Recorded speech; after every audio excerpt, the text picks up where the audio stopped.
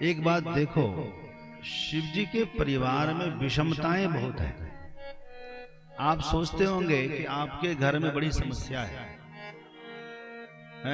नंद को भाभी से मिलन नहीं हो रहा है, भाभी को देवरानी को जेठानी से प्रेम नहीं हो रहा है, सास बहू में नहीं बन रहा, भाई भाई में नहीं बन रहा, पति पत्नी में नहीं बन रहा। कहीं आपके साथ ऐसा हो सकता है, लेकिन एक साथ सब कुछ नहीं हो सकता। आपके यहाँ सारी समस्या एक साथ हो सकती है क्या? नहीं। बाकी लोग मिल रहे, एक किसी दो व्यक्ति में तकरार चल रही है। लेकिन यदि हम शिव परिवार की बात करें तो जरा ध्यान से सुनना, देखना कितनी विषमताएं हैं, फिर भी शिव जी हमेशा ध्यान करते हैं, हमेशा कथा करते हैं, हमेशा भगवान की लीला के दर्शन करने के लिए हर जगह उपस्थित हो जाते हैं। इतने दयालु शिव जी। आप देखना, स्वयं महादेव हैं, त्रिपुरारी हैं। कल आपने देखा त्रिपुर दाह किया ना, भगवान का नाम पड़ा त्रिपुरारी।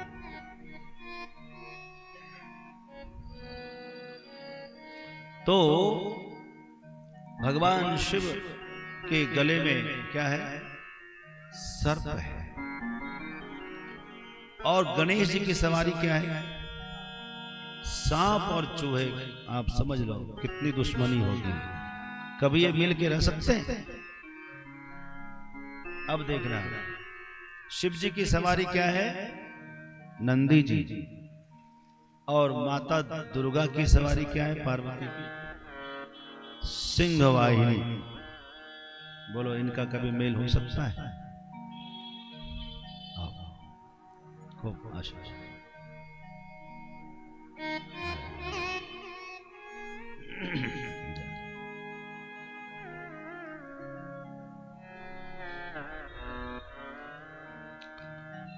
तो गणेश जी की सवारी चूहा, शिव जी गले में है सांप। सांप और चूहा में कभी मेल नहीं है, सिंह और बैल में कभी मेल नहीं। इतना ही नहीं, कार्तिकेय की सवारी मोर और गले शिव जी गले में सांप, उनका भी कोई कभी मेल नहीं हो सकता। यानी सब एक दूसरे से भयभीत है। न केवल भयभीत है, जान के शत्रु है।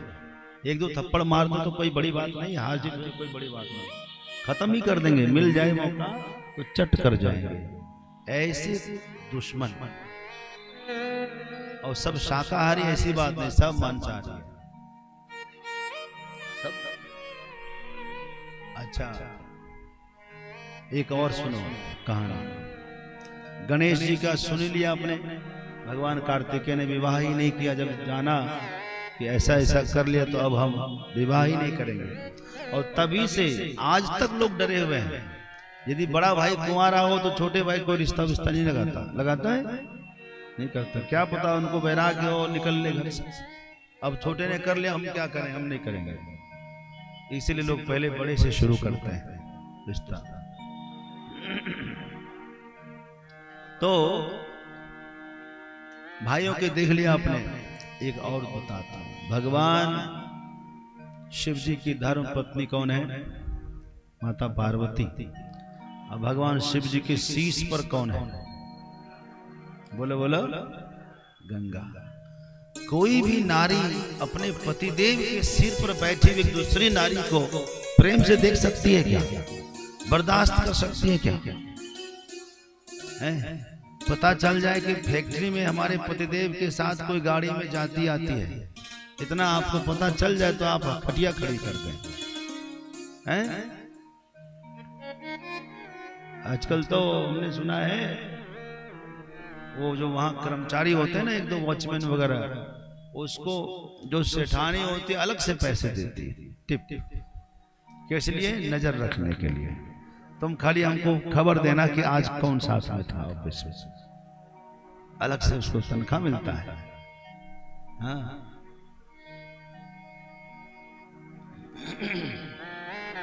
तो अब देखो, शिव जी के शीश पर गंगा माता है। माता पार्वती गंगा को देख करके क्या खुश रहती होगी? बोलो बोलो, यानी कुछ भी अनुकूल है क्या परिवार में? कुछ भी अनुकूल नहीं है। सारी परिस्थितियां प्रतिकूल होने पर भी शिव जी के ऊपर कोई प्रभाव पड़ता है क्या? इन विषम परिस्थितियों से कभी शिव जी परेशान हुए क्या? क्या इन लोगों की वजह से शिव जी कभी अपनी संध्या पूजा या ध्यान छोड़े क्या? सत्संग छोड़े क्या? नहीं ना। इससे प्रेरणा लेना कि ये सब भगवान ने यदि बनाए हैं तो सबका बैलेंस भी भगवान ही करेंगे।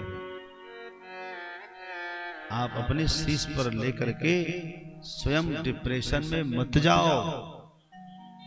दुनिया वही, दुनिया वाले वही, और दुनिया को बनाने वाले क्या परेशान है? संसार किसने बनाया? ईश्वर। संसार की चलाने की जिम्मेदारी किसकी है? ईश्वर। अपनी क्या जिम्मेदारी भाई? हाँ, जो अपने हत्थे काम आया है उस काम को पूरा करना अपना काम है। जो सेवा है कि नहीं? आप तो एक भजन में गाऊंगा, इस भजन में आप सब अपना अपना संदेश समझ लेना कि हमारे लिए क्या कर्तव्य है, मुझे क्या करना चाहिए। ठीक है? एक भजन सुना करके मैं आपके प्रसंग को आगे बढ़ाऊंगा। और शिव जी को इतना होने पर शिव जी को विष और पिला दिया गया। बोलिए जरा, है?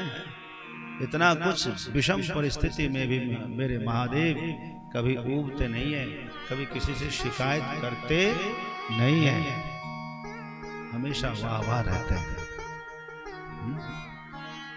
हर हर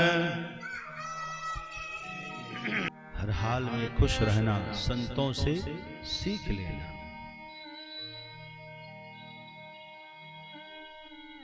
भगवान शिव सदा जोगी है, सदा मस्त रहते हैं। शिव जी से बढ़कर कोई भक्त भी नहीं है, शिव जी से बड़ा कोई भगवान भी नहीं है, और शिव जी से बड़ा कोई वैष्णव भी नहीं है। इसलिए चाहे गृहस्थ हो और चाहे संत हो, दोनों का आदर्श शिव जी है। विद्या के भी देवता शिव जी ही है।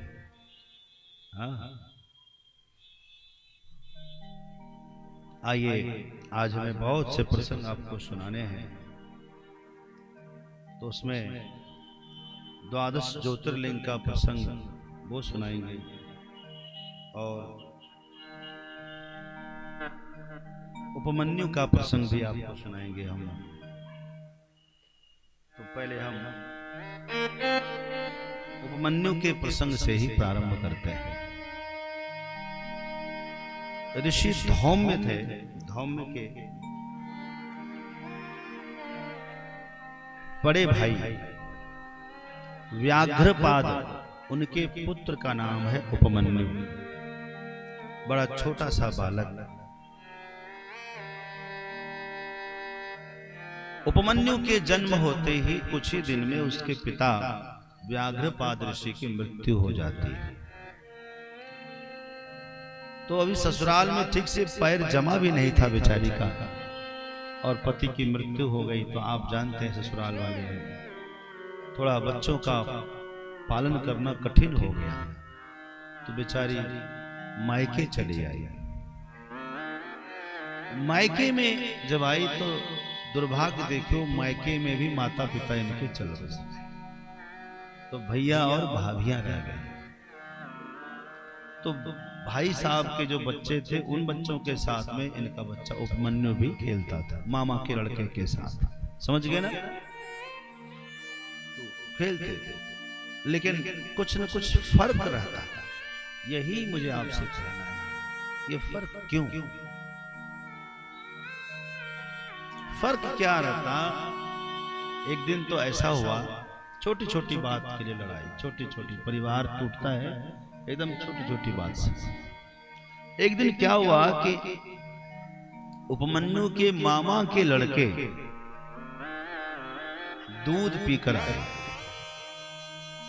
दूध पीकर आए तो मोछ में दूध लगा हुआ है। बच्चा पीता है ना गिलास से तो लग जाता है ऊपर मुट्ठी में। वहां करके तन के दिखाता है ऊपर, देख दूध पी के आया, दूध पी के आया, लड़ेगा मुझसे, लड़ेगा? ऐसा बोला।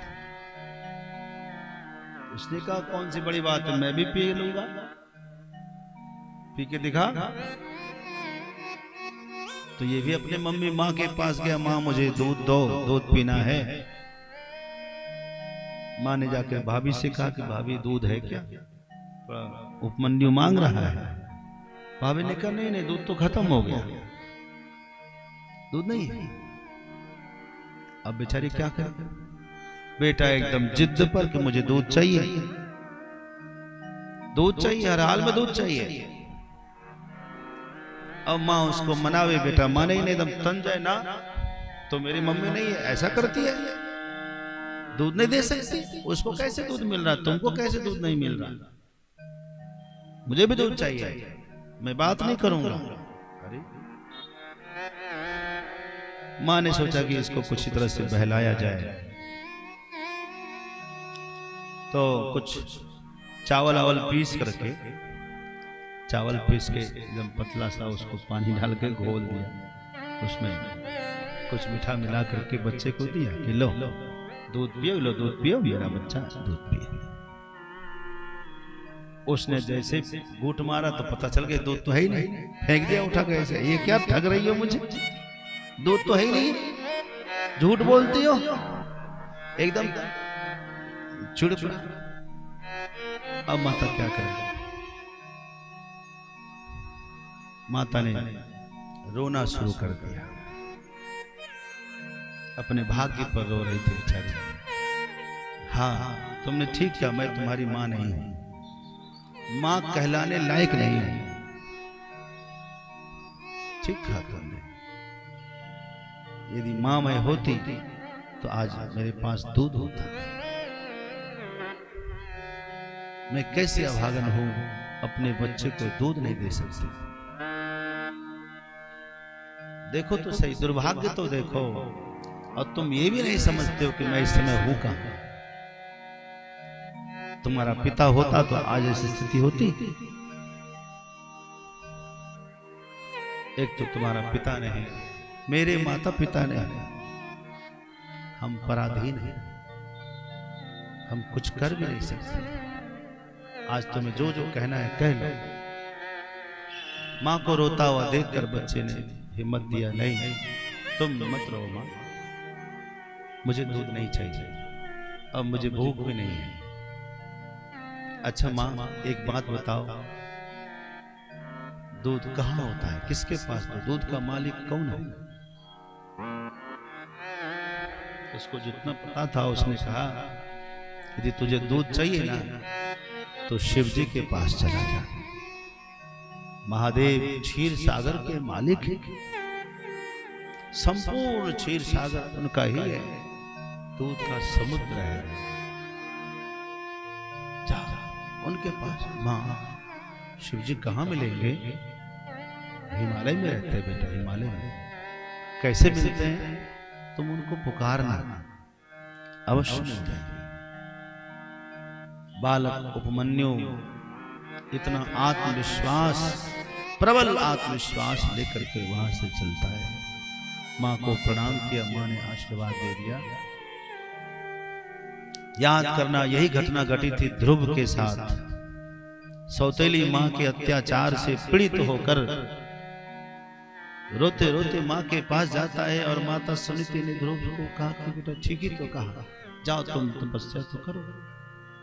एकदम वही बात यहां आई। उपमन्यु चला गया हिमालय में, एक पहाड़ पर बैठ करके भजन करना शुरू किया, जो उसको आता था वैसा ही किया।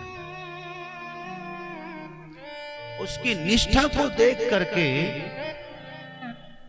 उसकी भक्ति को देख करके शिव जी बहुत विलंब नहीं किए। छोटा बच्चा है, पूरा ख्याल रखा। और लेकिन शिव जी परीक्षा लेने के लिए आ गए। परीक्षा लेने के लिए आए तो पता है किस रूप में आए? देवराज इंद्र का रूप बनाकर आए। देवराज इंद्र नंदी से कहा तुम हाथी बन जाओ। नंदी ही हाथी बन गया, ऐरावत बन गया। और माता पार्वती को शची महारानी बना दिया। इंद्र की पत्नी का नाम है शची। और स्वयं देवराज इंद्र बन गए शंकर जी। उसके पास गए, बेटा उपमन्यु उठो, तुम्हारी तपस्या पूरी हुई। देखो तो मैं स्वर्ग का सम्राट हूं। दिक्पाल, क्षेत्रपाल, लोकपाल, ऋषि मंडल, नक्षत्र मंडल, सारी रिद्धियां, सिद्धियां, शक्तियां मेरे अधीन हैं। नक्षत्र, सूर्य, चंद्र, तारे सब मेरे अधीन हैं। तुम कहो जो चाहो, तुम्हें जितना दूध चाहिए दूध दे सकता हूं। मैं तुम्हें स्वर्ग का सम्राट बना सकता हूं। मुझसे मांगो, आंखें खोलो। उसने आंखें खोली। कहा क्या आप हमारे शिव जी हैं? क्या आप देवादिदेव महादेव हैं? कहा नहीं, मैं स्वर्ग का स्वामी इंद्र हूं। उसने कहा मुझे आपसे नहीं लेना। मेरी मां ने कहा है कि शिवजी से ही लेना। आप जो भी हो जल्दी से चले जाए। आप जो भी हैं चले जाए। बालक उपमन्यु के मन में एक ही भाव है कि मेरी मां ने बता दिया है कि शिवजी से ही लेना है बेटा। शिवजी से। इंद्र ने कहा कि तुम मेरी अवहेलना कर रहे हो, मेरा अपमान कर रहे हो, मेरा तिरस्कार कर रहे हो। माम कदर्थे कृत्य जायते। मैं तुझे वज्र से मार सकता हूं। और देखते देखते इंद्र ने वज्र दिखा दिया। इंद्र के रूप में थे तो भोलेनाथ।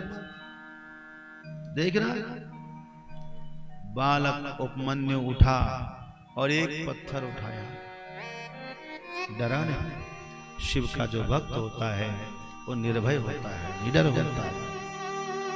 कुछ नहीं, एक पत्थर उठाया और दौड़ा दिया।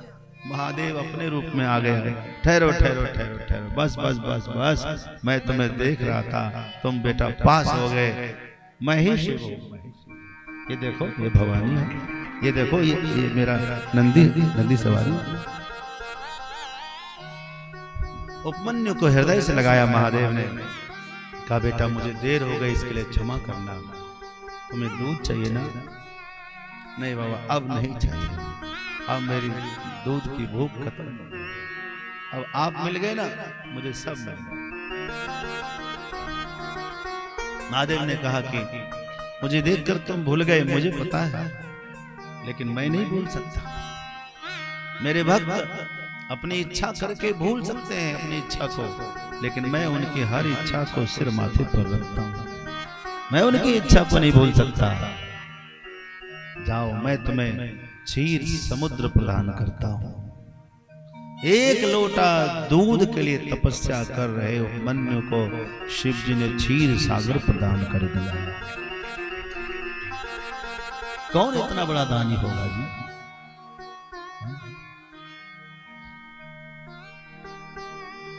भगवान श्री कृष्ण,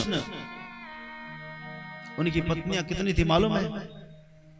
कितनी पत्नियां थी? 16,108 पत्नियां। लेकिन आपको बताऊं, पुत्र केवल माता रुक्मिणी को हुआ था और किसी को कोई संतान नहीं थी। रुक्मिणी को पुत्र हुआ, उसका नाम था प्रद्युम्न। प्रद्युम्न को भी पुत्र हुआ, उसका नाम था अनिरुद्ध। अनिरुद्ध विवाह के लायक हो गया, तब तक किसी को कोई संतान नहीं।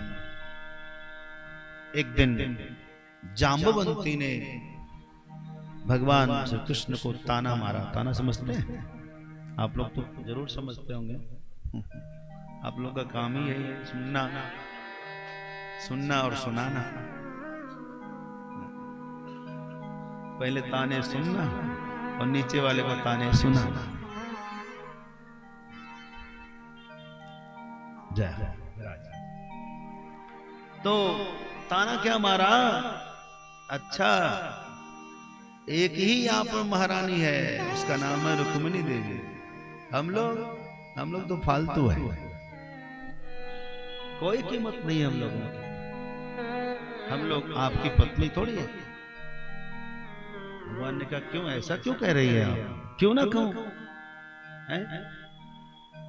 अरे आपको नहीं समझ में आ रहा है, एक नारी होने के नाते उसको पत्नी बनने का हक है। नारी के रूप में यदि जन्म हुआ है तो ईश्वर ने उसके लिए एक जोड़ा बनाया होगा। यदि पत्नी बन गई तो उसके लिए कोई पुत्र दिया होगा, अवश्य उसके भाग्य में पुत्र होता ही है। यदि लौकिक उपाय से, बाहरी व्यवहार करने से पुत्र ना हो तो अलौकिक उपाय करना चाहिए, कोई अनुष्ठान करना चाहिए, कोई दुआ। जब दवा काम ना करती है तो दुआ काम आती है। हाँ, तो कोई आशीर्वाद किसी का काम करता है, कुछ तो करना चाहिए ना। भगवान कृष्ण ने कहा तुमने मुझे सही याद दिलाया, मैं सुनना ही चाह रहा था। गिरहस्थ होने के नाते हर किसी को शिव जी की पूजा करनी चाहिए। करनी चाहिए नहीं? लिखा है इच्छित फल बिनु शिव आवराधे, इच्छित फल बिनु शिव आवराधे,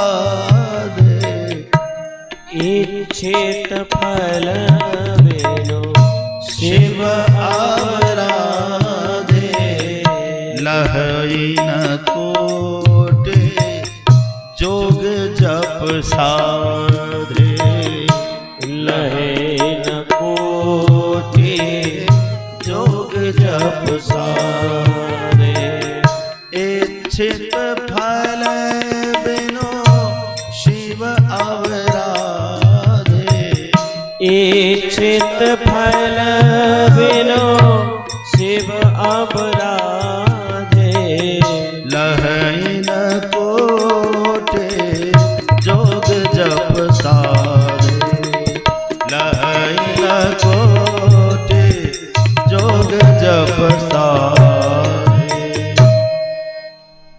इच्छित फल, बिना शिव जी की आराधना किए किसी को मन इच्छित फल नहीं मिलता यार।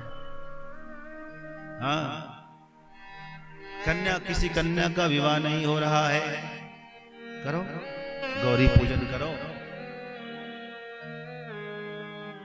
पशुपति व्रत करो, पंच सोमवार 7 सोमवार का व्रत करो, श्रावण का व्रत करो, शिवरात्रि का व्रत करो, मन इच्छा अनुसार फल मिलेगा।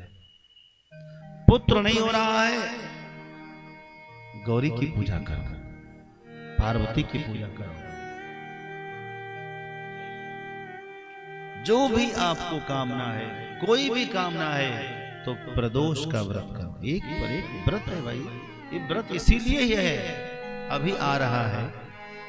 कौन कहता है कि नहीं मिलता है? आप करते नहीं है ढंग से, व्यवस्थित रूप से करिए। अभी तत्काल आने वाला है समय। 31 दिसंबर को, 30 दिसंबर को एकादशी तिथि आ तो रही है, लेकिन सुबह सूर्योदय के बाद आ रही है। सूर्योदय 7:13 पर है, जबकि एकादशी 7:50 के बाद आ रही है। तो सूर्योदय के समय में दशमी है ना, और जो एकादशी दशमी से युक्त होती, दशमी विद्या होती है, उस एकादशी को नहीं करना चाहिए, इच्छित फल नहीं मिलता। दशमी विद्या एकादशी का त्याग करना चाहिए। अब बात करते हैं 31 दिसंबर 2025 की। तो 31 दिसंबर के सूर्योदय से पहले सुबह 5 बजे एकादशी समाप्त हो जाएगी। ये भी एक मुसीबत है। 31 दिसंबर के सूर्योदय से पहले ही 5 बजे ही, सूर्योदय 7 बजे होगा, 7, सवा 7 में, लेकिन 5 बजे ही एकादशी समाप्त हो रही है। ऐसी दशा में फिर द्वादशी में सूर्योदय हो रहा है, तो क्या करना चाहिए? तो शास्त्र कहता है, स्कंद पुराण प्रमाण है और निर्णय सिंधु प्रमाण है, आपको 10वीं विद्या एकादशी छोड़कर द्वादशी वाला एकादशी करिए। इस बार कूर्म द्वादशी भी है, भगवान कच्छप अवतार उसी दिन हुआ है, पौष शुक्ल द्वादशी को कूर्म द्वादशी भी है।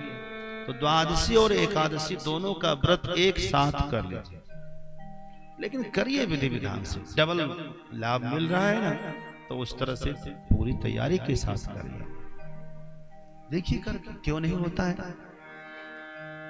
आप देखो एकादशी खंडित कैसे हो जाती है हमारी, 3 में सोने से एकादशी खंडित कैसे हो जाती है? रात्रि में जागरण न करने से एकादशी खंडित कैसे होती है? खान पान पर विचार न करने से।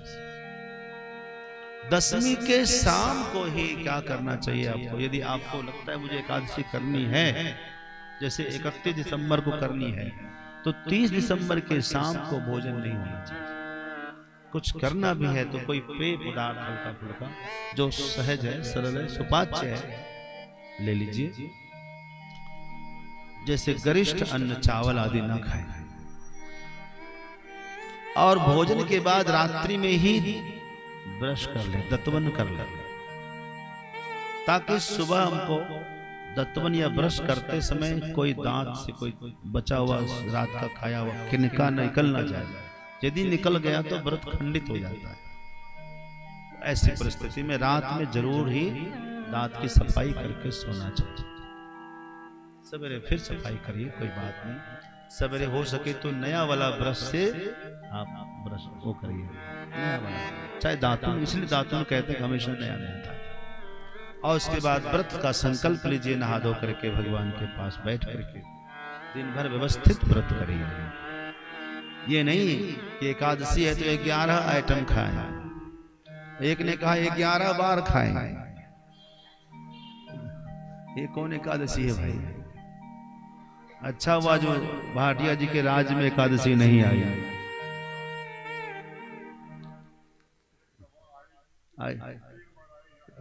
आई थी, अच्छा हाँ हाँ हाँ,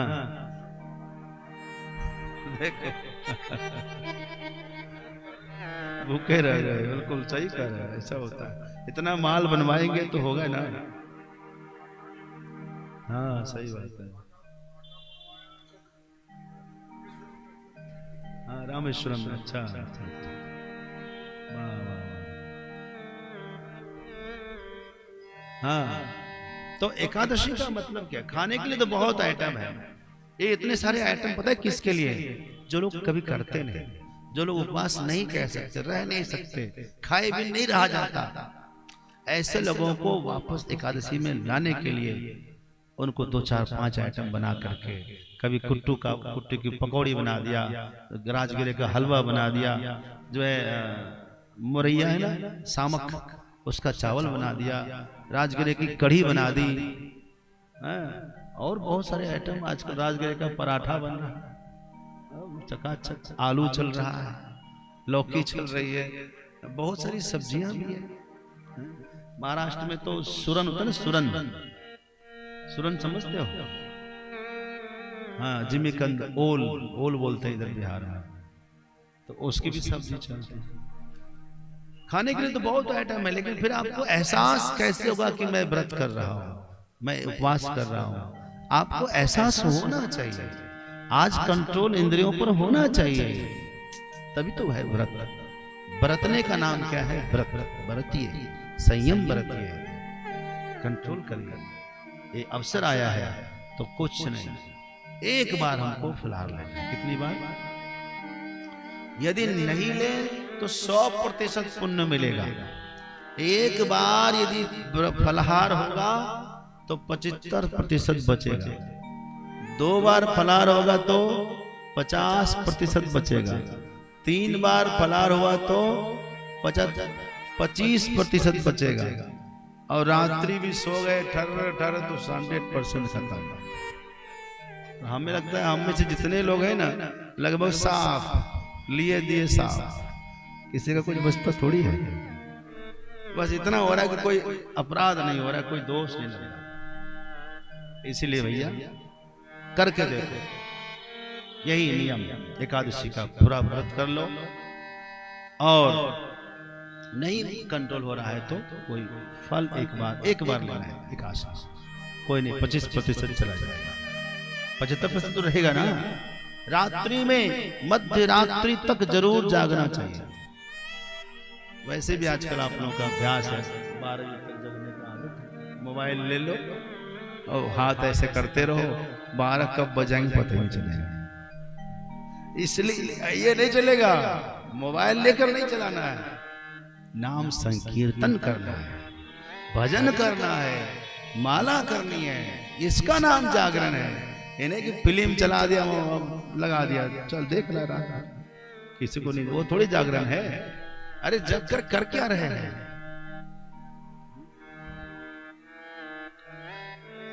जागरण में जप करिए, ध्यान करिए, अनुष्ठान करिए, व्रत करिए, फिर सवेरे उठ करके स्नान करके ठाकुर जी की सेवा करें, अपने भगवान की सेवा करें। घर में भगवान नहीं तो कहीं मंदिर जाइए, वह भी नहीं तो कोई बात नहीं, अपने भगवान का स्मरण तो कहीं भी आप कर सकते हैं। और सूर्योदय के बाद भगवान को भोग लगाइए, और किसी न किसी को बुलाइए, किसी वैष्णव को बुलाइए, किसी ब्राह्मण को बुलाइए, किसी भक्त को बुला लीजिए, बुलाकर उनको पहले भोजन कराइए, भोजन के बाद उसको दक्षिणा भी दीजिए, प्रणाम करके पूजा करिए, तत्पश्चात आप पारण करिए। लार जो बनाओ उसको स्नान बेल शुद्ध गाय घी ठीक है। हाँ, और पारण के लिए को जो बनाते हैं उसमें भी कोशिश करना तेल का प्रयोग न करना, घी का ही ध्यान यदि रखें। अब और बताओ, एक तो दशमी को शाम का आपने नियम बनाया, एकादशी को द्वादशी को जो पारण करना है उस दिन भी एक ही बार खाना है। पारण के बाद जो खा लिया फिर शाम को क्या करेंगे, आप दूध वगैरह पी करके सो जाएंगे। ये है संपूर्ण एकादशी। आप विश्वास के साथ इस बार करके देखिए, जिसको संतान नहीं हुई है वो इसी बार उसको लाभ मिलेगा। इसी से पुत्रदा एकादशी। बोलो एकादशी महारानी की। हर हर हर हर हर